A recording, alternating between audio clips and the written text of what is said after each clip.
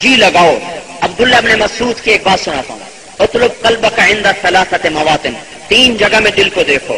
عند سماع القرآن، دیکھو تمہارا قرآن میں دل لگتا ہے کہ نہیں. فی مجالس الذکر، اللہ کے ذکر کی مجلس میں دیکھو تمہارا دل لگتا ہے کہ نہیں. فی اوقات الخلوہ، اکیلے بیٹھ جاؤ اکیلے، پھر دیکھو تمہارا دل اللہ کو یاد کرتا ہے کہ نہیں.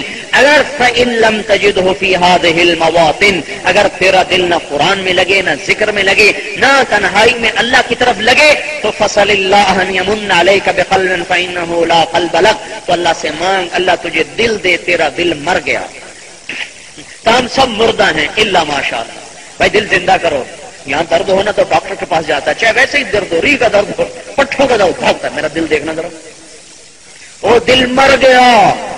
اللہ کے نبی کے علم کے مطابق جس دل کو قرآن کا شوق نہیں، ذکر کا شوق نہیں، اکیلے بیٹھ کے اللہ کو یاد کرنے کا شوق نہیں، وہ مر گیا.